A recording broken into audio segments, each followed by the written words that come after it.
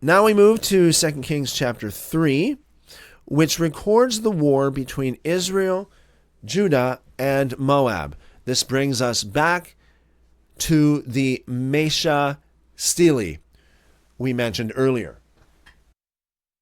So, 2 Kings chapter 3, verses 1 through 3.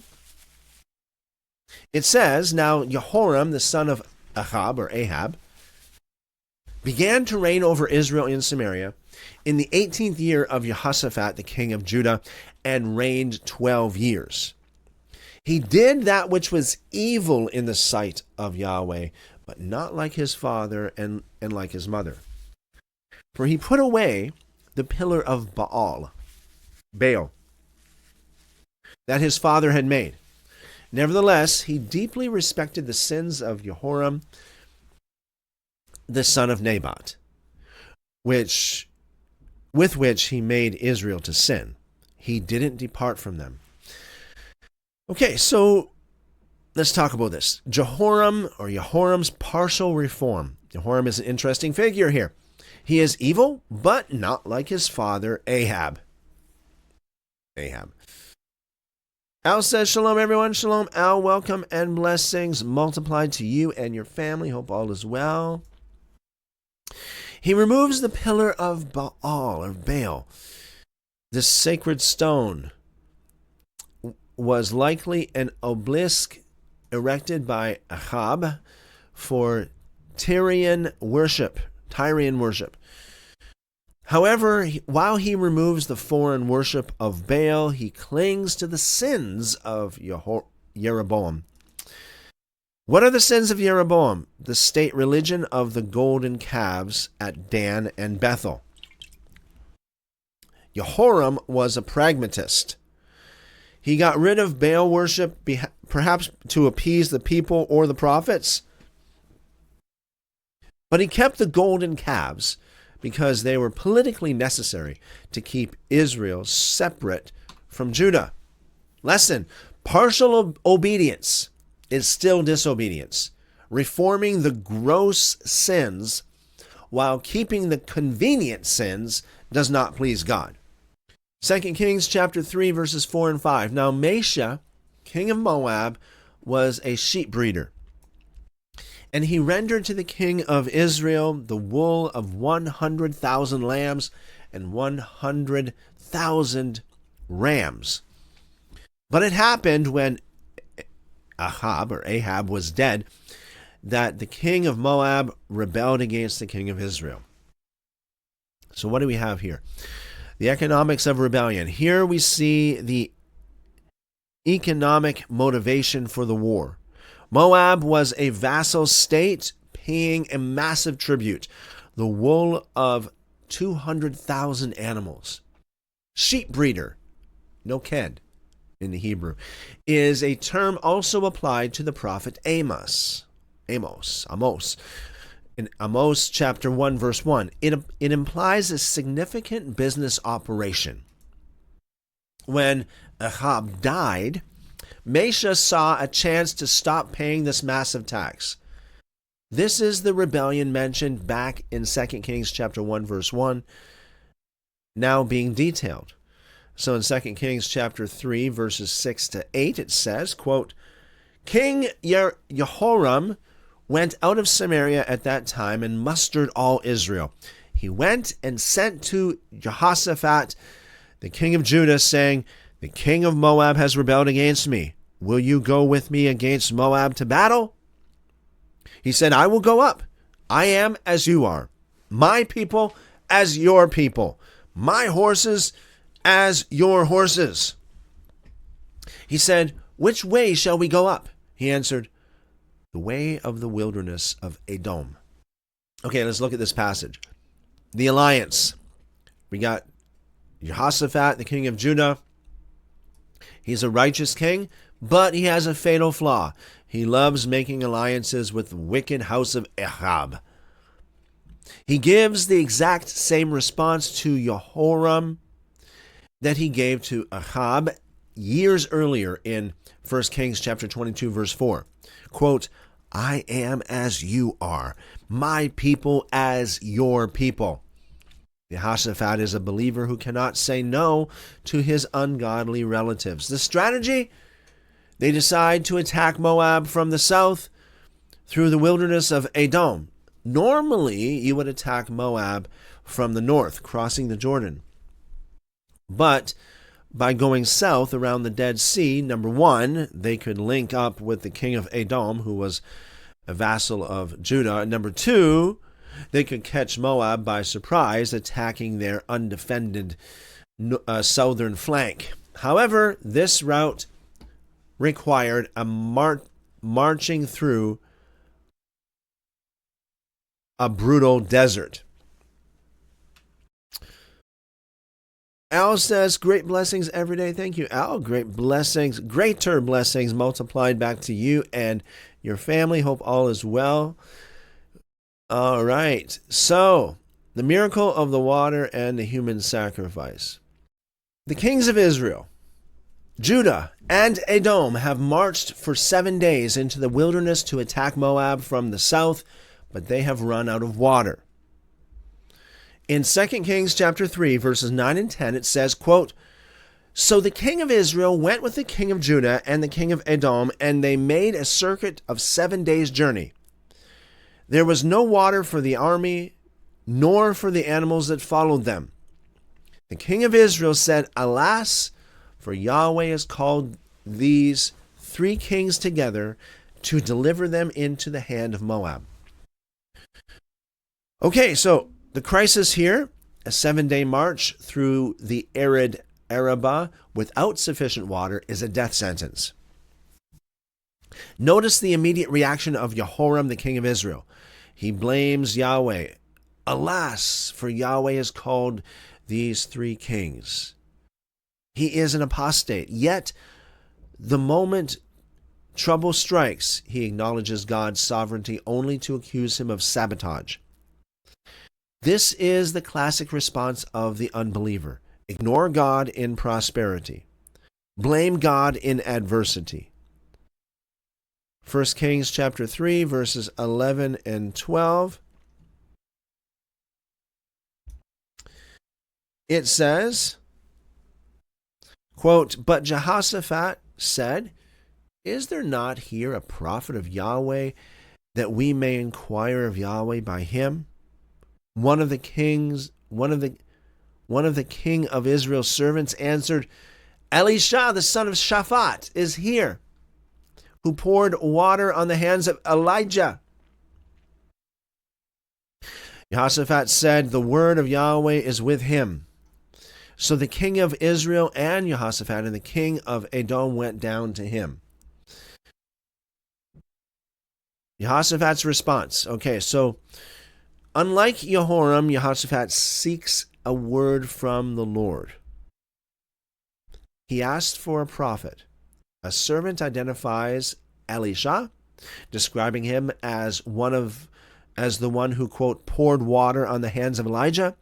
This idiom means he was Elijah's personal servant. It implies he is a man of humble service, but also that he carries the authority of the great master. The descent. Note that the 3 kings, quote unquote, went down to Elisha. Usually the prophet comes to the king. Here the kings must humble themselves and go to the prophet's tent. The crisis has inverted the social hierarchy. 2 Kings chapter 3, verses 13 and 14 says, quote, "Elisha said to the king of Israel, What have I to do with you?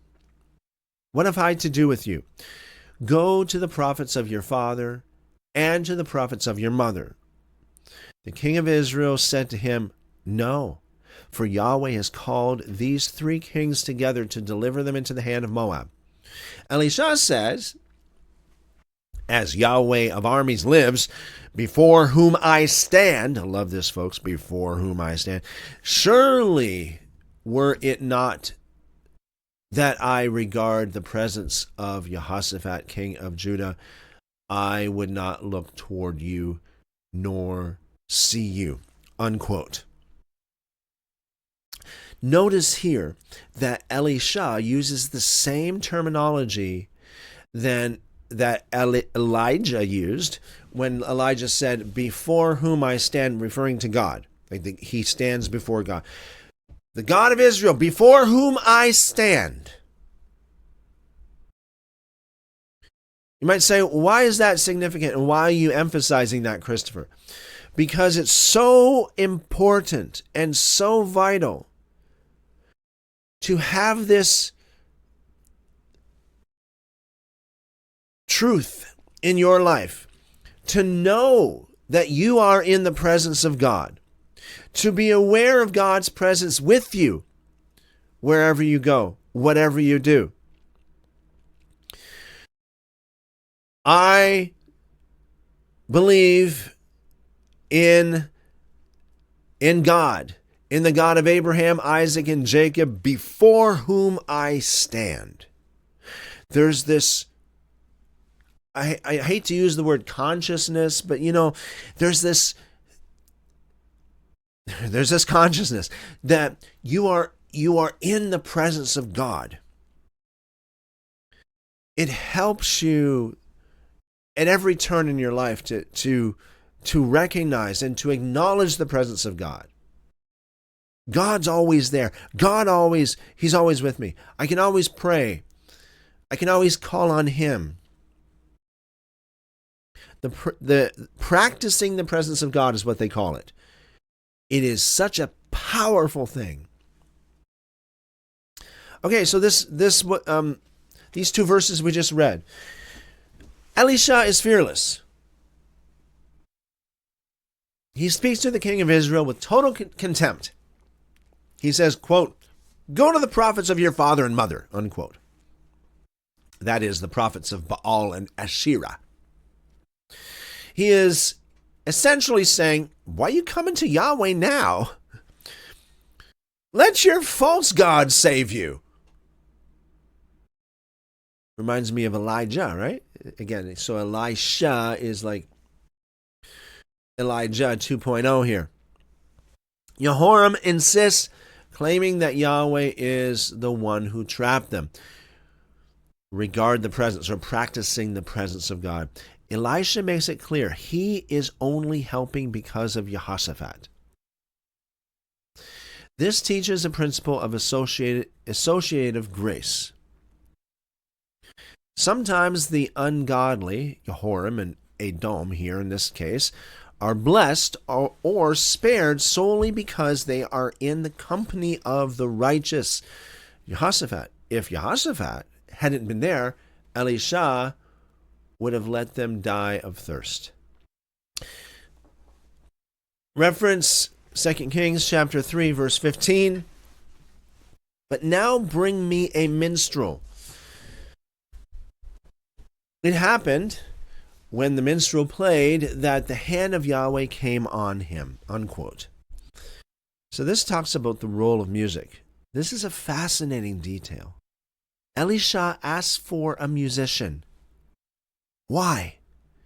Because his spirit was agitated. He was angry at Jehoram. To receive a prophetic word, he needed to compose his mind and spirit. Music in the Bible often serves as a conduit for the Spirit. Remember, David played the harp for Saul? The prophetic state often required a meditative trance induced or aided by music. 2 Kings chapter 3, verses 16 to 19 says this, quote, he said, Yahweh says, make this valley full of trenches. For Yahweh says, you will not see wind, neither will you see rain. Yet that valley shall be filled with water, and you will drink, both you and your livestock and your animals. This is but a light thing in the sight of Yahweh. But he will also deliver the Moabites into your hand.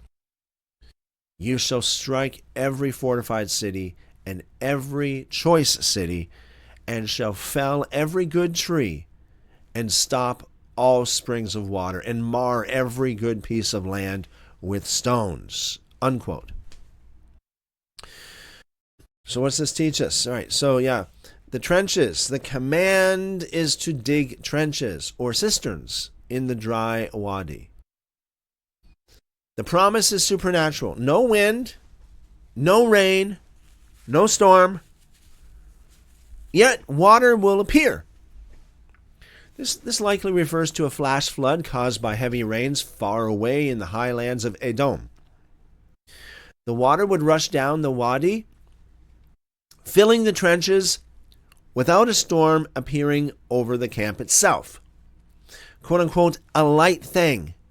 Providing water is easy for God. The greater miracle is the victory over Moab. The instructions for the war are harsh. Cut down trees, stop springs, ruin the land. Is this a contradiction? Deuteronomy chapter 20, verses 19 to 20 forbids the Israelites from cutting down fruit trees during a siege. Quote, it says literally, quote, when you besiege a city, ... you shall not destroy its trees by wielding an axe against them. You may eat from them, but you shall not cut them down. Yet here Elisha commands them to fell every good tree. The explanation. The law in Deuteronomy applied to the conquest of Canaan, a land they were going to inhabit. They needed the trees for food later. This war against Moab is a punitive expedition. They are not planning to live there. They are planning to devastate it so it cannot rebel again. The prophet's command overrides the general rule of warfare for this specific judgment. Okay, so let's read 2 Kings chapter 3, verses 20 to 23. It says, quote, it happened in the morning about the time of making the offering that, behold, water came by the way of Edom, and the country was filled with water. Now when all the Moabites heard that the kings had come up to fight against them, they gathered themselves together, all who were able to put on the armor and upward, and stood on the border. They rose up early in the morning, and the sun shone on the water, and the Moabites saw the water opposite them as red as blood. They said, this is blood. The kings have surely fought together, and they have struck each other. Now, therefore, Moab to the spoil. Okay, so this here again we have another passage where it talks about blood. Many times in the scriptures, like the blood moon, for example, the waters turning into blood in the days of Moses, and so on and so forth. This is not literal blood. This is a figure of speech that means red. So this happens even today. In some people, maybe some of you might be listening to this. Some people, you experience this, and I've seen this personally myself. Some basements. If you're living in a home, in a house, and you have a basement, if it's an older house especially, sometimes there can be on the floor, there can be like a red stain. And this red, it looks like red dye that comes up out of the ground. And you take water and you put it on it, you think you're just going to wash off the red stain or whatever it is. And when you put water on it, it's like, it looks like blood. It's like, wow, this, like, the water just becomes bright red, like literally.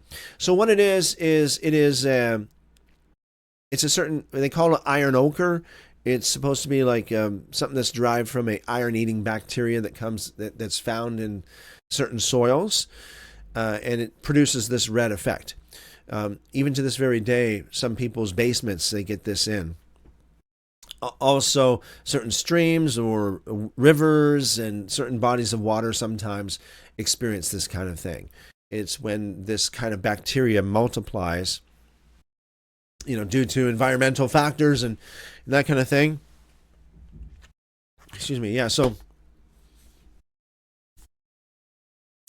This is what makes the water red, typically speaking. It looks like blood, but it's not. Optical illusion. God uses water not just to drink, but to deceive the enemy. The morning sun hitting the water in the red sandstone trenches of Edom made it look like blood. So it could have been that, or it could have been like what I was explaining earlier as well, the iron ochre kind of thing going on here. The Moabites, knowing the coalition was fragile, that Israel versus Judah versus Edom, assumed the allies had turned on each other. They rush in to loot the camp, expecting to find corpses, not a combat-ready army. 2 Kings chapter 3, verses 24 and 25 says, quote, When they came to the camp of Israel, the Israelites rose up and struck the Moabites so that they fled before them, and they went forward into the land, striking the Moabites. They beat down the cities, and on every good piece of land, they cast every man his stone and filled it. And they stopped all the springs of water and felled all the good trees, until in Kir Hareseth only they left its stones. However, the men armed with slings went about it and struck it. Okay. The route. The trap is sprung. The Israelites slaughter the careless Moabites and invade the land, systematically destroying its ecology and economy, as Elisha commanded. Okay, so let's read now 2 Kings chapter 3, verses 26 and 27.